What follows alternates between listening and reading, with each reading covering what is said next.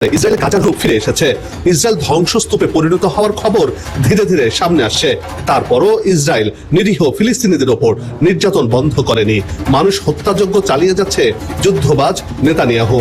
Iran এই মুহূর্তে প্রমাণ করেছে যে তারা চাইলে ইসরায়েলের সবচেয়ে গোপন এবং সুউচ্চ প্রযুক্তির ঘাঁটিগুলোকে লক্ষ্য বস্তু করে আঘাত এনে গুঁড়িয়ে দিতে পারে।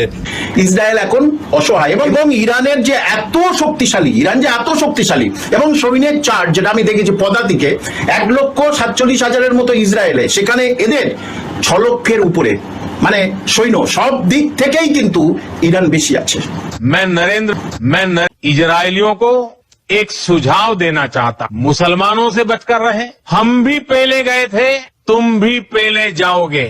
ভারত সরকার আমেরিকার পা চাটছে, তাই ভারত সরকার ইসরায়েল যে গণহত্যা চালাচ্ছে তার বিরুদ্ধে, প্যালেস্তাইনে গাজা স্ট্রিপে যেভাবে গণহত্যা করছে তার বিরুদ্ধে আমাদের মিছিল। এইরকম বর্বরোচিত আক্রমণ নির্বিশেষে বাচ্চাদেরকেও স্পেয়ার করছে না, মহিলাদেরকেও স্পেয়ার করছে না। আমরা যা ফুটেজ দেখতে পাচ্ছি, এইরকম বর্বরোচিত ঘটনা এর আগে মনে আমরা ওয়ার্ল্ড ওয়ার 2-তে দেখেছিলাম, আর এই এখন দেখতে পাচ্ছি। পাকিস্তান যে আমাকে পাছাতে বাস ঢুকাইতে লেগেছে, দুর্বুমানের বেটা, আমি মরছি, আমার টেনশন আর রুই আছে पाकिस्तान के लिए।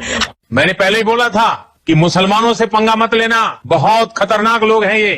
खुद तुम मरोगे ही, साथ में मुझे भी मरवाओ। अब भागो जान बचा। ইরান তো সহজে ছাড়বে না বলেই মনে হচ্ছে।